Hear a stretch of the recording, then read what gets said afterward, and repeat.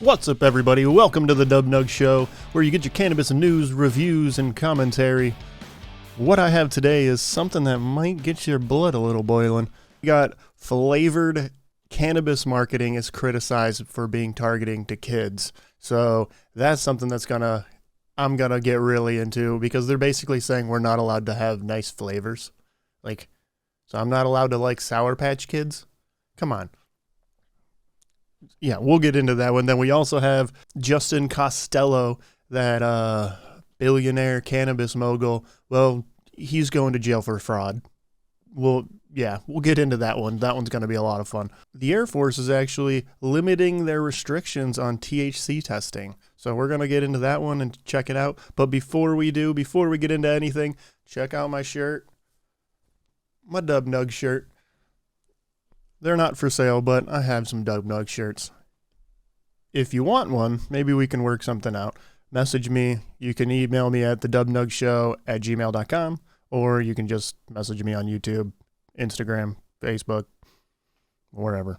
I also have my cannabis reviews that I do throughout the week. I have a couple more coming. They are age restricted, so a little bit harder to find. Make sure you go watch those for me. But without further ado, let's get into the news. All right, here we go. From the AP, flavored cannabis marketing is criticized for targeting kids.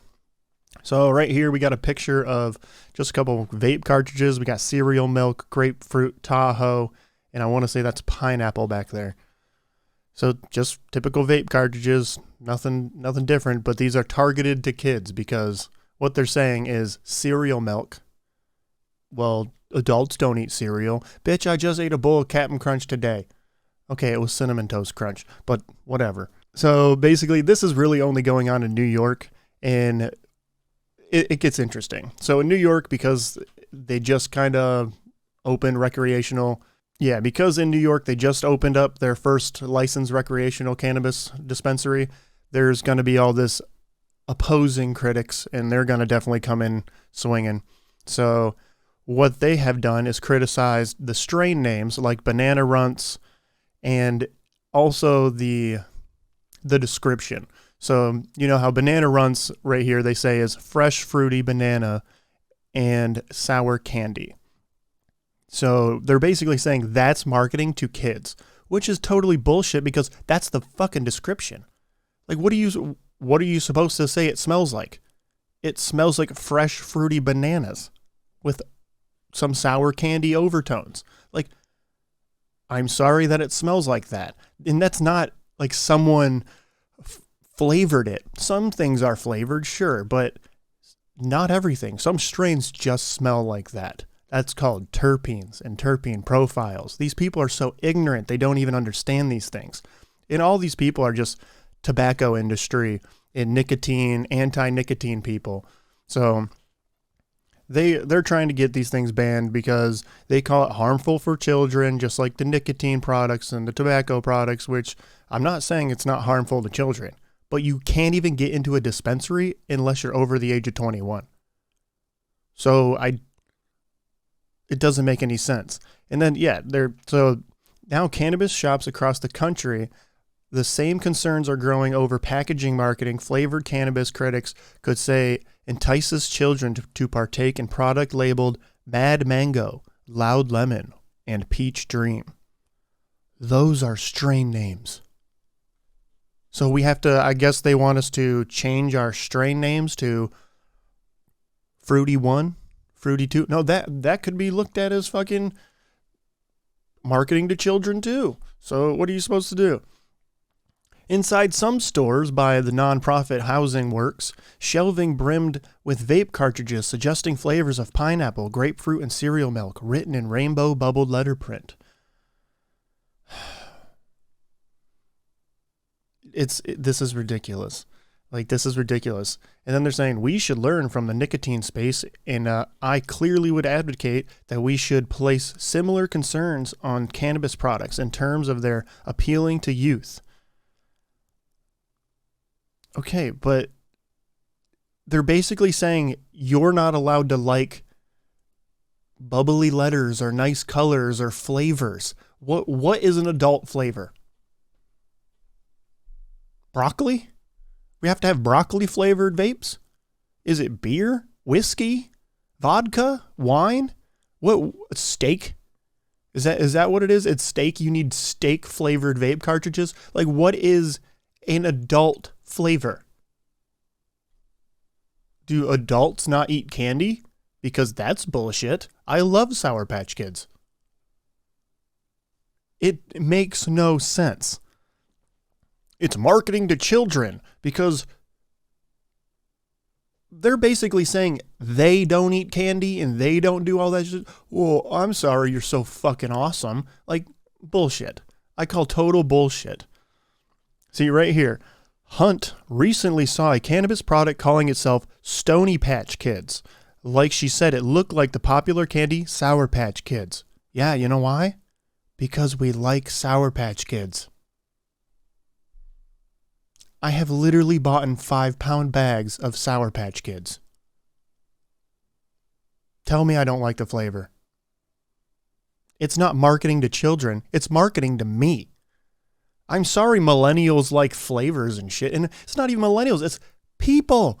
People like flavors. People like candy. This shit pisses me off. And this is why we started right in. We got right into this shit because it's so dumb. And good thing it's only really happening in New York because they just got into it. So, you know, there's going to be total hardcore pushback. Anytime you have a new state that actually legalizes things, there's the people come out of the woodwork that start advocating against it. It's kind of ridiculous, but it's really easy to shoot them down like this. Be like, so I'm not allowed to have candy? Okay, what is an adult flavor? Adults don't eat pineapples? Adults don't eat mangoes? Adults don't eat strawberry cheesecake? Come on. So I guess they only want you to have menthol, right? Or I think they even banned menthol in some places, didn't they? So stupid. I thought we were in America. Guess not, huh? The article just goes on, but it's basically talking about the tobacco industry and pretty much everything I've already said. The people that are anti-tobacco and anti-nicotine, they're the ones going hardcore on cannabis. And it's just funny because they're so ignorant, they don't even know what they're talking about. So they're just because, well, back in the day, they had flavored cigarettes that were targeted to children, which that actually happened. But that's not what cannabis is doing. Cannabis isn't saying like, hey, kids, get your joint packs. Here, kid, get your joint pack. Like, that's not, you can't even get into the dispensary. So stupid. So stupid. Yeah, and they're basically going after vaping and whatever. And right here, this is my favorite one. When you're talking about strawberry cheesecake or mango or cookies and cream flavor, it's very difficult to argue that those are for older adults. So no adults like strawberry cheesecake? Really? You're going to make that argument that adults don't like strawberry cheesecake or mangoes or cookies and cream? What are you fucking talking about? Oh, I love that. It's difficult to argue. No, it is not. It is so easy to go, one adult just goes, I like mangoes. That wasn't very difficult to argue, was it? I like strawberry cheesecake. I like cookies and cream. Like, what are you talking about? We're not allowed to like flavor? Wow. Oh, I hate people. Wow. They're saying folks who consider themselves more like cannabis aficionados, she said, would say that smoking a flavored cannabis product is like putting ketchup on your steak. That's if it's actually flavored. Too bad some strains aren't flavored. They just smell like that. They just are. They have that terpene profile. Sorry, you don't like it. There is a cookies and cream strain. There is a strawberry cheesecake strain. And they actually smell like those things, done properly. Because I'm not personally a fan of when they add the flavorings and the terpenes added in. It smells really good, but personally, I just like the actual cannabis flavor. But all those things are actually also called mango. Like I have a cannabis strain review that I'm going to be doing that is called Georgia pie. So is Georgia pie, is that not enticing to children? Come on, get out of here. But that's that article. I'm done ranting on that. Ugh, I hate this stuff sometimes. But let's get into something a little more fun.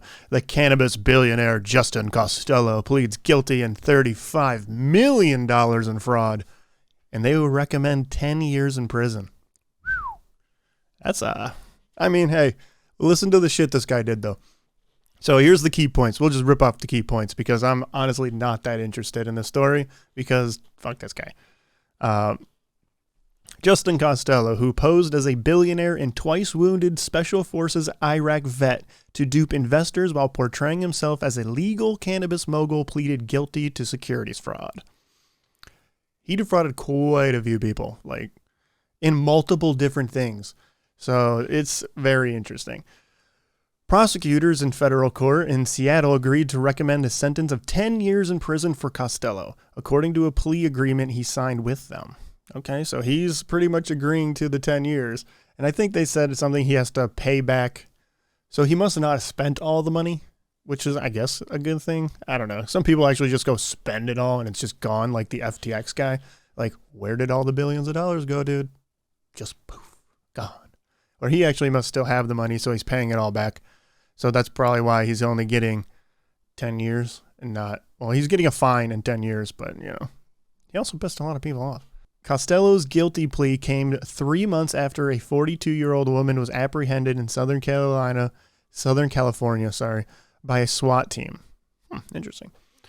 He had failed to surrender days earlier to face an indictment accusing him of $35 million in fraud. $1 million. That's a lot of money, man.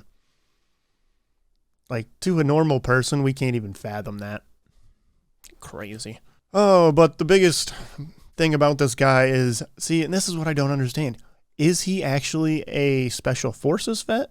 Or was he literally posing to be a Special Forces vet? Because right here, Justin Costello, who posed as a billionaire and twice wounded Special Forces Iraq veteran. So he posed as those two things, right?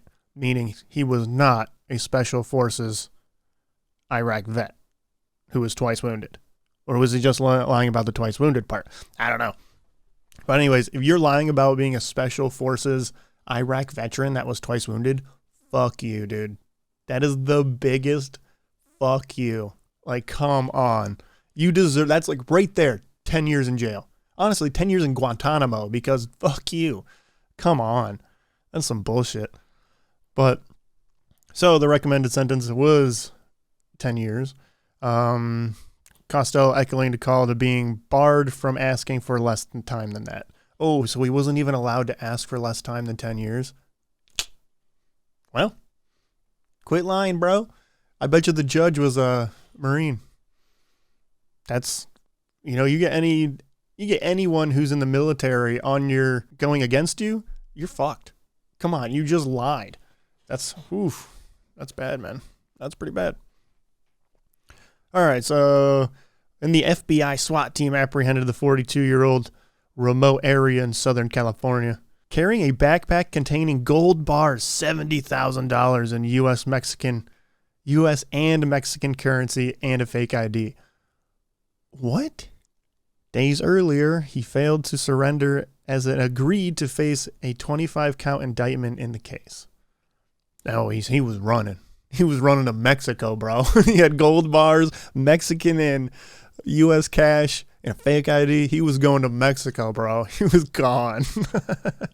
So they got him before he was gone. That's funny. He was lying about his qualifications from July 2019 through May 2021. For more than 7,500 investors bought and sold stock with his publicly traded company, GRN Holding Corp. So if you have any GRN, you need to get on board. Collectively lost about 25 million. Oof. So that's where the majority came, right there.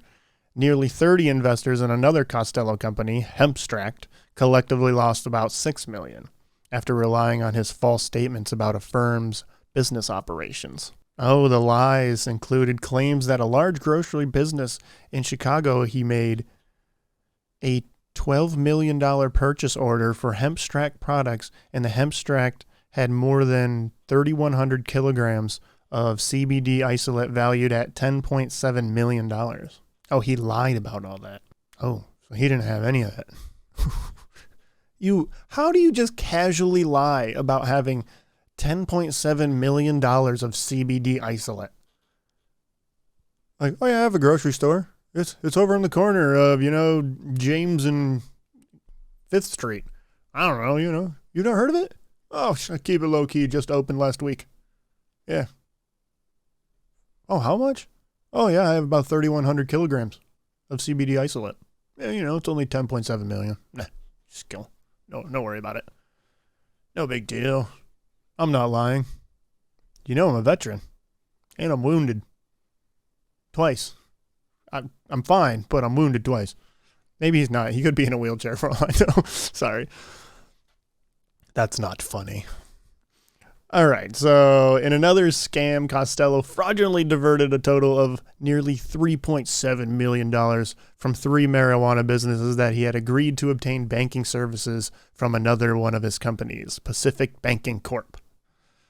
Dude, so this guy just had multiple companies lying about everything. You can't knock his hustle. He really... fake it till you make it, and he faked the shit out of it until he made it in prison for 10 years minimum. So there you go, man. You can fake it until you make it, but if you catch yourself faking it until like millions of dollars, maybe like make sure you're not like hardcore faking it. If you are faking anything that can actually be checked, you need to double check that one on you, if that makes any sense. So he's going to jail for about 10 years. Who knows? He might get out early. He does have a lot of money, but he also has to pay back a lot of money. So, all right, last but not least, we have the good old Air Force is granting far more marijuana waivers to recruits who test positive for THC than expected under the pilot program. This is actually a little bit of a false headline. So what they're actually saying here is if you test positive for THC before you get in, so you always take a drug test before recruitment, well, during recruitment, I guess. If you do test positive, you have 90 days and you can continue forward with your recruitment process. So take your ASVAB and do all the things you need to do. So you can go through with just continue your process, and in 90 days, you will test again. But if you test negative, you're good. If you test positive again, you're out. That's basically all it's doing. It's giving you a 90-day grace period and allowing you to continue to go through the process. So it doesn't allow anyone to, like even Air Force people that are in states that have recreational or medical cannabis, they're not allowed to go even in a dispensary. They're not allowed to smoke weed. They're not allowed to do a lot of stuff, which, hey, freedom, right? But I guess that's what you're signing up for that, right? Being told what to do. So basically, and what this whole article is going through and saying, basically none of the other branches are taking this step. It's pretty much only the Air Force that is going through this. And it's not even every state. So only in states where cannabis is legal are they actually doing the 90-day grace period. One of our first attempts in the U.S. military to communicate its cannabis ban came in the form of a fake press conference in 2019 where officials took scripted questions and touched on the hypotheticals like eating cannabis-infused burritos and washing cats with CBD shampoos that was staged around a time that the DoD codified its rule around non-intoxicating cannabinoids. What? It's really dumb. It's really dumb, like the hoops and ladders that they have to jump through in the military, in the armed forces, just to like get anything across. So they can't even barely take CBD without knowing, like, oh, it's ridiculous. The Navy, for its part, issued an initial notice in 2018 informing ranks that they are barred from using CBD and hemp products, no matter their legality. Then in 2020, it released a update explaining why it enacted the rule change. So it never took the rule change away. Basically, all CBD, all THC, everything is off limits in all branches of military forces. Don't even think about it. It's not allowed. But you are allowed to test positive for it in recruitment of some states in the Air Force. And then you have to test again in 90 days. And if you are negative, meaning you have not smoked cannabis, you're good to go, you can continue with your recruitment. That's basically all this article is saying, and that's about it. So basically the whole main thing of the week was that flavored cannabis in New York, like that shit. We gotta be on a lookout for things like that. If you see bills and people like talk to your bud tenders and stuff, if you hear about them saying, hey, we gotta pay attention, here's a petition you can sign to tell them, hey, adults like flavors. So, and make sure you go to your council meetings and your city boards and stuff like that, because all it takes is like one Karen to get up there and start screaming that, oh, my kid ate these Sour Patch Stony Bears and now everybody's, oh, these need to be illegal, and she's crying and making a whole fit. And then you have to walk up and just go, well, I like Stony Sour Patch Bears, so sorry about it. Like, so I'm not allowed to have something because you can't control your kid? How about you pay more attention to what your kid has in his mouth? How did he even get it? You're not allowed to get those things unless you're 21 years old. Did you buy them? And did you give them to your kid? Because that's a whole different thing. Maybe you need to, it's more of an individual thing. So somebody else shouldn't be able to make a big point that you're not allowed to have something because it could get in the hands of a kid. Well, whose kid? Who should be watching that kid, and who's putting these things in their hands? Those are the things. It's the whole thing of, like, the same shit goes with guns too. It's like, oh, ban all guns. It's like, no, you need to stop people from doing bad shit. Because if they didn't have a gun, they'd have a knife. If they didn't have a knife, they'd have a car. If they didn't have a car, they have a fucking bat or a hammer. You know, hammers kill more people than guns. You know that? Look it up. Real thing. And that's where I'm going to leave you. So, yeah. Thanks for watching the Dub Nug Show. So stay tuned and subscribe so you can follow along. Sorry, I'm having a good time. It's Friday. Hope you guys are having a good time too. Stay tuned for the cannabis news and reviews. I'll see you guys next time. Peace out.